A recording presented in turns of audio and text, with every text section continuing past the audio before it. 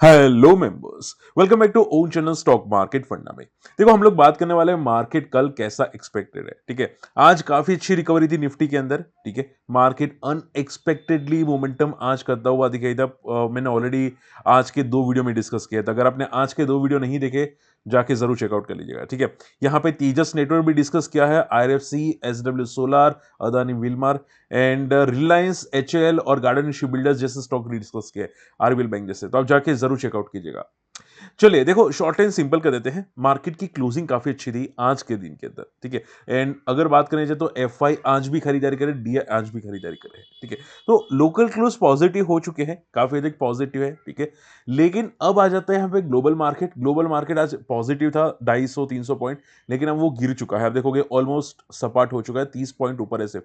और उसकी वजह से गिफ्ट निफ्टी भी आप देखोगे यहाँ पे 100 पॉइंट नीचे है। ठीक है, तो देखो मार्केट की क्लोजिंग थी तो डेफिनेटली पॉजिटिव, लेकिन जब तक 24,400 के ऊपर क्लोजिंग ना आती तब तक पॉजिटिव नहीं बोल सकते। ये ब्रेकआउट नहीं बोल सकते। आप पूछोगे सर ये ब्रेकआउट है, नहीं। 24,400 के ऊपर अगर जाता है तो फिर ब्रेकआउट होगा। तो आप ये समझो, कल अगर 24,400 के ऊपर निकल जाता है, 15 मिनट सस्टेन कर लेता है, तो फिर यहां से एक अच्छी रिकवरी आपको दिखाई दे सकती है। फिर मार्केट नया हाई मार सकता है। ठीक है, रही बात कल, तो अगर देखो मार्केट गैप डाउन ओपन हुआ, ठीक है, तो 24,250 एक सपोर्ट है। अगर ये टूट जाता है इसके आसपास या इसके तोड़ देता है, तो मार्केट 24,200 और 24,150 आ सकता है। वहां पे आपको निफ्टी का सपोर्ट मिलेगा। तो गैप डाउन ओपन होता है तो थोड़ा कॉशियस रहेगा। पुल बैक होने के बाद गैप डाउन ओपनिंग में पुल बैक होने के बाद फॉल कर सकता है। ठीक है, अगर स्टेबल ओपन हुआ, ठीक है, तो आप ये समझो तो कंफ्यूज कर देगा हमको कि भाई ऊपर जाना है नीचे जाना है। ओके, एंड अगर गैप अप ओपन हुआ तो भाई ये ब्रेकआउट कंटिन्यू मुझे लगता है कर देगा और फिर यहां पे एक अच्छी रिकवरी कर सकता है। तो अगर पॉजिटिव निफ्टी को जाना है तो अभी गैप अप ओपन होना चाहिए, लेकिन अगर गैप डाउन ओपन होता है या तो आपको ये वीक फॉल दिखाई देगा या साइडवेज। ठीक है, और कल तो फॉल दिखाई दे सकता है अगर गैप डाउन ओपन हुआ तो। ठीक है, तो थोड़ा कॉशियस रहेगा। चलिए अब देखो, यूएस मार्केट थोड़ा सा हल्का हो रहा है। प्रॉफिट बुकिंग आ रही है थोड़ी सी। 2-3 दिन काफी अच्छी रिकवरी की थी डाउ जोन्स ने, इसकी वजह से। ठीक है, लेकिन देखो आपको फोकस करना चाहिए कुछ चुनिंदा स्टॉक्स में। श्रीराम फाइनेंस आप देखोगे, आज ट्रेंडिंग था श्रीराम फाइनेंस। मैंने यहाँ पे श्रीराम फाइनेंस को ट्रेंड होता हुआ दिखाई दिया था। तो उसका रीजन क्या है? स्टॉक 2 दिन में लगातार तगड़ा गिरा है। एंड देखो रिजल्ट अच्छे थे, आई एम श्योर आपने देखा होगा, श्रीराम फाइनेंस के रिजल्ट अच्छे थे। ठीक है, ग्रोथ बहुत अच्छी थी। प्रॉब्लम कहां पे आई? यहां पे देखो, देखो यहाँ पे इसके रिजल्ट मार्च क्वार्टर में देखोगे तो यहाँ पे growth year to year, quarter to quarter तो आपको दिखाई दे रही है फाइनेंसिंग प्रॉफिट में। नेट प्रॉफिट आप देखोगे तो ईयर टू ईयर थोड़ा सा ग्रो है, क्वार्टर टू क्वार्टर में डिक्लाइन है। ठीक है, अब प्रॉब्लम कहां पे हुई? इन्होंने एक तगड़ा राइट ऑफ किया, बोलते हैं ना एनपीए। एनपीए तगड़ा राइट ऑफ किया, जिसकी वजह से माना जा रहा है यहाँ पे कुछ गड़बड़ी है बैलेंस शीट के अंदर और एसेट क्वालिटी वीक होती हुई दिखाई दी है, और इसकी वजह से स्टॉक क्रैश होता हुआ दिखाई दिया। ठीक है, आप देखोगे इसके ग्रॉस एनपीए 5-4.5% है, भले डिक्रीज है, लेकिन इन्होंने कुछ तगड़ा राइट ऑफ किया है। ठीक है, जो अनएक्सपेक्टेड है, जिसकी वजह से फॉल करता हुआ दिखाई दिया। ठीक है, तो आप ये समझो थोड़ा केयरफुल रहना श्रीराम फाइनेंस के अंदर। शॉर्ट टर्म में शायद साइडवेज टू वीक रह सकते हैं, तो थोड़ा कॉशियस रहना स्टॉक के अंदर। हालांकि फाइनेंशियली स्ट्रांग है, लेकिन अभी के लिए देखो, मैं पहले भी बोल चुका हूं। आप बोल सकते हैं, क्या बोल सकते हैं, जनरली फाइनेंस स्टॉक्स के अंदर, एनबीएफसी के अंदर, उसमें आपको सिर्फ एचडीएफसी, एसबीआई, आईसीसी या फिर बजाज फाइनेंस जैसे स्टॉक रडार पे रखने चाहिए। ऐसे स्टॉक में हाँ रख सकते हैं, लेकिन वॉलेटिलिटी बहुत रहती है, इश्यूज आ जाते हैं कुछ ना कुछ, कहीं से भी वो प्रॉब्लम क्रिएट हो सकती है। ठीक है, तो बैंक्स एनबीएफसी में थोड़ा कॉशियस रहो। ठीक है, सेम चीज आप देखो यूको बैंक, नंबर्स एवरेज है, इतने कोई खास तगड़े नंबर्स नहीं, इससे बेटर तो बहुत सारी दूसरी बैंक्स के नंबर आए हैं। ठीक है, तो नंबर्स इतने अच्छे नहीं है यूको बैंक के, लेकिन कंपनी आप देखोगे, माफ कीजिएगा, बैंक्स आप देखोगे यहाँ पे गवर्नमेंट बहुत जल्द 75% का स्टेक कर देगी। ठीक है, तो हो सकता है कि इसके पहले थोड़ी मोमेंटम आ जाए स्टॉक के अंदर। तो आप ये समझो, यूको बैंक में अगर शॉर्ट टर्म में कोई मोमेंटम आती है तो उसको टेम्पररी मोमेंटम समझा, बड़ी मोमेंटम मत समझना। ठीक है, मैं बात कर रहा हूँ यूको बैंक की। ठीक है, उसके बाद फॉल आ सकता है, क्योंकि मैंने आपको ऑलरेडी बता चुका हूं कि बैंक निफ्टी जो है वो अभी लाइफ हाई मार चुका है। ठीक है, चांसेस मुझे कम दिखाई दे रहे कि अभी नया लाइफ हाई आपको मारता हुआ दिखाई दे सकता है। ठीक है, बहुत ज्यादा ऊपर जाने की चांसेस कम है, और बैंक निफ्टी के नीचे जाने के चांसेस मुझे ज्यादा दिखाई दे रहे हैं आने वाले क्वार्टर रिजल्ट के बाद। ठीक है, अगर आपको स्टॉक कोई रडार पे रखना है तो ऐसे देखो, देखो यहाँ पे ये मुझे बहुत पसंद है, मैंने पहले भी डिस्कस किया था, बनारस होटल। ठीक है, बहुत मैंने आई थिंक डिस्कस किया था 6,500-7,000। अगर आप मेरे रिस्क है तो इसके सीरीज देखते होंगे, पहले पहले मैं बना रहा था। ठीक है, तो उसमें यहाँ पे डिस्कस किया था, बहुत तगड़े रिजल्ट है बनारस होटल के। आप देखोगे प्रॉफिट 16 करोड़ का आता हुआ दिखाई दिया है, 11 करोड़ से जंप होके, ठीक है। तो बंदा बहुत अच्छा है, 11,000 के आसपास ट्रेड करा है। हालांकि बीएससी का स्टॉक है, एनएससी का नहीं, बीएससी का है, लेकिन ब्रेकआउट हो चुका है 10,000 के ऊपर और काफी अच्छा सस्टेन करा है। हाँ, वॉल्यूम्स कम है तो ध्यान में रखिएगा, ये थोड़ा वॉलिटिलिटी आपको दिखाई दे सकती है, लेकिन बंदे के बहुत तगड़े रिजल्ट है। आई आई पता नहीं कल कितनी मोमेंटम करेगा, लेकिन हो सकते 4-5% मोमेंटम आपको कर ले, ठीक है। चलिए, लास्ट 2-3 चीज बची है, गो डिजिटल, फटाफट डिस्कस कर लेते हैं। देखो नंबर्स एवरेज है, मैं इसको एवरेज नंबर बोलूंगा, क्योंकि आप देखोगे इबिटा बेसिस पे लॉसेस है, ठीक है। हालांकि लॉस नैरो हुआ है, लेकिन अभी भी इबिटा बेसिस पे लॉस है, वो थोड़ा सा नेगेटिव मुझे खटका।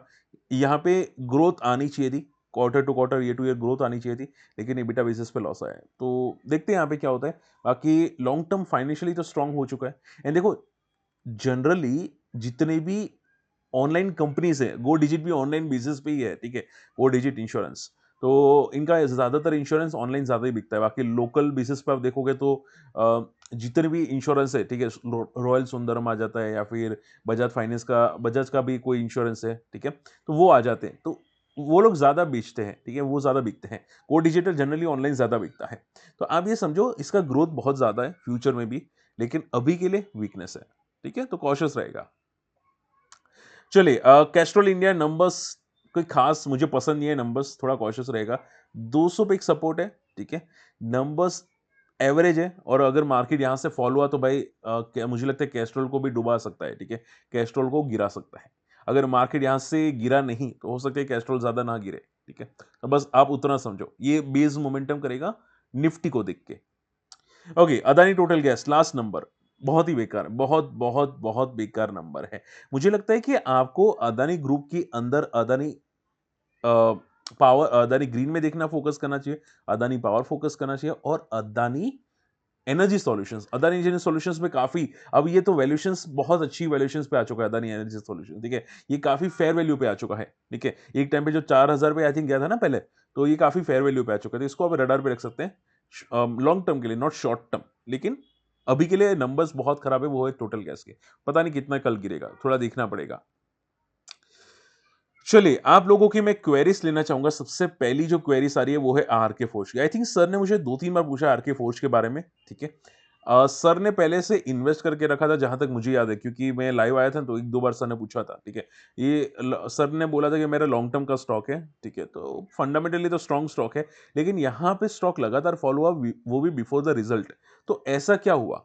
तो मैंने थोड़ा डिटेल रिसर्च की और मुझे पता चला आर के फोर्ज के अंदर कि कंपनी ने, आप देखोगे इन्वेंटरी इनके पास जो होती है ना, उसमें मिस कैलकुलेशन आया है। यानी कि अब मान लो कि भाई मेरे पास इन्वेंटरी 600 करोड़ की है, डेटा में बता रहे यहाँ पे इन्वेंटरी 800 करोड़ की, तो 200 करोड़ की इन्वेंटरी में मिसिंग है, ठीक है। उस टाइप का मिस यहाँ पे डेटा मिसमैच आ रहा है, और उसकी वजह से फॉल कर रहा है। ऐसा लग रहा है कि यहाँ पे कुछ गड़बड़ी है कंपनी की इन्वेंटरी के अंदर, ठीक है, और उसकी वजह से फॉल करा है। लेकिन क्या ये लंबे समय के लिए फॉल करेगा? तो कि नहीं, ठीक है। आप एक काम करो, 2-4 दिन में रिजल्ट आएगा, स्टॉक के रिजल्ट देखो, अगर कुछ गड़बड़ी आती है तो प्रॉब्लम क्रिएट हो सकती है, बाकी चांसेस कम है, ठीक है। ऐसा कोई कचरा स्टॉक नहीं है कि कोई प्रॉब्लम क्रिएट हो या कोई इश्यूज तगड़े आते हुए दिखाई दे, ठीक है। और प्रमोटर का स्टेक बात करने जाए तो प्रमोटर का स्टेक काफी अच्छा है, 43% is not bad at all, ठीक है। एफआईडीआई दोनों ने ये स्टेक इंक्रीज किया, तो आई थिंक सो एक बार देखना चाहिए कि क्या रिजल्ट्स आते हैं आरके फोर्ज के अंदर, ठीक है। शॉर्ट टर्म में शायद वॉलेटिलिटी हो सकती है, थोड़ा सा इन्वेंटरी मैनेजमेंट का आई डोंट थिंक कोई फर्क आना चाहिए। M M Mangalore chemical and fertilizer sir price over value है क्या? ठीक है, एमआरपीएल आई थिंक आपकी बात क्वेश्चन आ रही है। Mangalore, okay, Mangalore chemical and fertilizer, see MRPL भी मैंने देखा था, ठीक है, तो आई थिंक मैंने मिसमैच किया है कुछ, लेकिन मैं एमआरपीएल भी मैंने देखा था यहाँ पे, Mangalore chemical and fertilizer. I think इसका कुछ मर्जर होने वाला है, अब मुझे एग्जैक्टली याद नहीं है कि किसके साथ कुछ है, लेकिन मर्जर होने वाला है, इसकी वजह से भाग रहा है, ठीक है। तो थोड़ा कॉशियस रहेगा। एंड ये जो मोमेंटम आ रही है वो टेम्पररी मोमेंटम हो सकती है, ठीक है। बीच में अभी कुछ एनएससीएल में मोमेंटम आई थी ना यहाँ पे,